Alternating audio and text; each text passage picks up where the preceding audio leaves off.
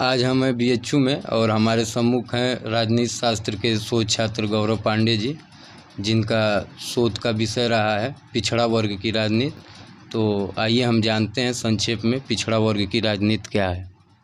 हाँ, पिछड़ा वर्ग की राजनीति पे जब हम बात करते हैं तो हम बात करते हैं कि लोकतंत्र में किन्हें पिछड़े माना जाए, वो कौन से लोग हैं या समुदाय हैं जिन्हें यह माना जाए कि पिछड़े हैं। तो भारत जैसे एक बहुभाषी, बहुजातीय और बहुधार्मिक समाज में कई स्तर हैं जो किसी समुदाय को, किसी व्यक्ति को पिछड़ा बनाते हैं। वैसे ही भारत के संदर्भ में देखा जाए तो भारत में जो है जाति हमेशा से एक बहुत निर्णायक या महत्वपूर्ण कारक रहा है।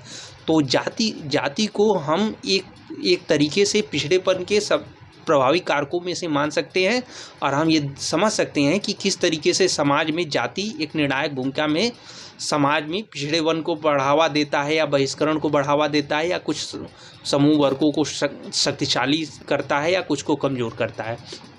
भारत जैसे एक लोकतंत्र में जिस तरीके से अस्मिताएं, जाति अस्मिताएं और पहचान है, उस लिहाज से जो पिछड़ा वर्ग को हम ऐसे मान सकते हैं वो समूह जो शैक्षणिक और सामाजिक रूप से पिछड़ा हुआ है। शैक्षणिक और सामाजिक रूप से जिसका जो प्रतिनिधित्व जो है ऊंची संस्थाओं में जिसका कम रहा है, वो समूह जिसका शैक्षणिक विकास न हुआ हो और जो सामाजिक रूप से थोड़ा पिछड़ेपन का शिकार रहा हो। सामाजिक रूप से पिछड़ेपन का शिकार में मुख्यतः दो वर्गों को हम मान सकते हैं। दो वर्गों में एक जिसमें SC/ST समूह आता है। SC/ST समूह में जिसको माना जाता है कि SC जो अस्पृश्यता का शिकार है और शेड्यूल्ड ट्राइब्स जो विकास के पायदान में पीछे रह गया है, और उसी तरीके से एक पिछड़ा वर्ग जिसे अन्य पिछड़ा वर्ग कहा गया है। अन्य पिछड़ा वर्ग का अर्थ है कि वो समाज का, समुदाय का वो हिस्सा जो अस्पृश्यता का तो शिकार नहीं है लेकिन वो शैक्षणिक और सामाजिक रूप से पिछड़ेपन का शिकार है।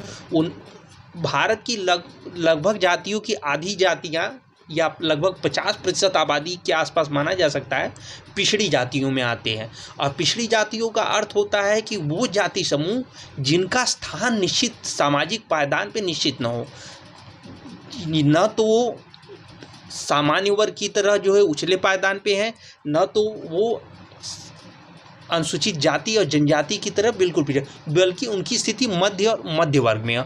और ये जातियाँ खास तौर पे कलाकार वर्ग है, कृषि वर्ग से जुड़ी हुई हैं और तमाम प्रकार की छोटी भूमिकाएं निभाती हैं परंपरागत समाज में। ये और सबसे बड़ी बात है कि ये जातियाँ एक बड़ी संख्या में होने पे भी इन पर न तो काफ़ी हद तक शोध किया गया है, न इनको समाज में मुख्य धारा पे लाने का अभी तक कोई गंभीर प्रयास किया गया है।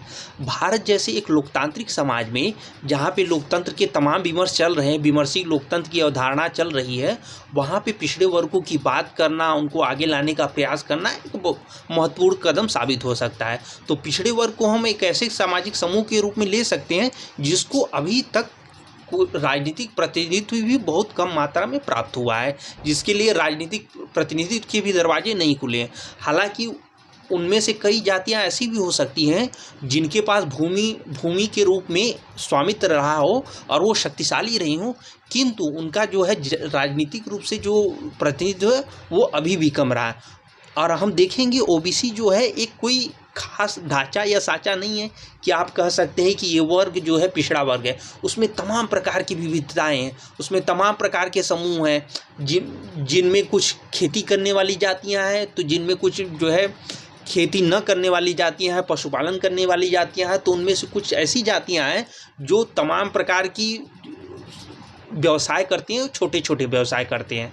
वो छोटे व्यवसाय में हो सकता है कि उसमें कोई कुम्हार का काम करता हो सकता है कि उसमें कोई जो है कुम्हार के कोई बिनाई का काम करता हो, कोई माली का भी काम करता हो। तो तमाम प्रकार की विविधताएं हैं उस समूह में। वो कोई होमोजीनियस नहीं है कि वो एक तरीके का, बल्कि वो तमाम प्रकार की विविधताओं से पूर्ण।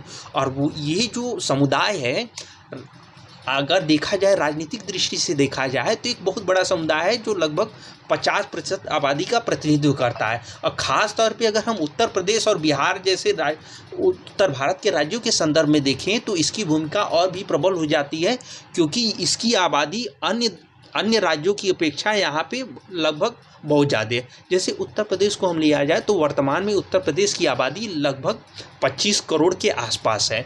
अगर हम ओबीसी जातियों को या अन्य पिछड़ा वर्ग की जातियों को लगभग 50% के आसपास मान ले तो ये आबादी लगभग 12 से 12.5 करोड़ के आसपास पहुँचती है। इतनी बड़ी आबादी आर्थिक, राजनीतिक और सामाजिक रूप से समाज की मुख्यधारा से अगर बाहर रहे तो किसी भी राज्य के लिए विकास करना जो है एक कठिन अवसर हो सकता है या कठिन तरीका हो सकता है। इस जो आबादी है, जो 12-12.5 करोड़ की आबादी है, इसका social, economical, political, social upliftment करना बहुत ज़रूरी है, क्योंकि अगर ये समाज की मुख्यधारा से नहीं जोड़ेगी तो इसकी क्षमताओं का उपयोग, इसकी जो क्षमताएं, उसका उपयोग समाज और राज्य नहीं कर पाएगा। तो ये जो वर्ग है, इसके अपलिफ्टमेंट के लिए आपको प्रयास करना पड़ेगा। जी, हमने आपको बार बार सुना कि आपने बताया कि ये जो पिछड़ा वर्ग है, ये सामाजिक और आर्थिक रूप से पीछे है। तो वर्तमान में सरकार द्वारा ढेर सारा प्रयास किया गया है और आप ये बताएं कि ये मुख्य धारा से कट के हैं। तो आपको लग रहा है कि इन प्रयासों के बाद भी ये मुख्य धारा से कट के हैं और सामाजिक और आर्थिक रूप से पीछे हैं? देखिए, किसी भी व्यक्ति के विकास या समुदाय के विकास के लिए सबसे जो पहली शर्त होती है, वहाँ पे शिक्षा का प्रसार होता है। शिक्षा जो है सबसे सशक्त माध्यम है किसी भी समूह, किसी भी वर्ग को ऊपर उठाने के लिए या उसका विकास करने के लिए या उसको समाज की मुख्यधारा में लाने के लिए। अभी तक जो अन्य पिछड़ा वर्ग की जो जातियां रही हैं, उनमें कुछ डोमिनेंट जातियों को अगर छोड़ दिया जाए, जिसमें कुछ डोमिनेंट जातियां हो सकती हैं, जिनमें यादव हैं, कुर्मी हैं, मौर्य जैसी जातियां हैं, जायसवाल हैं, तो इन जातियों को छोड़ के जो अन्य जो जातियां हैं, उनमें शिक्षा का स्तर जो अभी तक उतना नहीं हो पाई या शिक्षा का प्रसार उतना नहीं हो पा रहा है या शिक्षा तक उनकी पहुंच उतनी नहीं हो पाई है। तो जब तक सारी जातियों के पास शिक्षा के पहुंच नहीं हो पाएगी, तब तक उनका अपलिफ्टमेंट होना जो है थोड़ा मुश्किल है। और सरकारें लगातार प्रयास कर रही हैं, लेकिन अभी भी उनकी दिशा में और भी प्रयास करने की ज़रूरत है। जी, बहुत बहुत धन्यवाद। आपको सुन के हमको आशा है कि दर्शक बंधुओं को ज़्यादा से ज़्यादा ज्ञान प्राप्त होगा। धन्यवाद आपका। Thank you.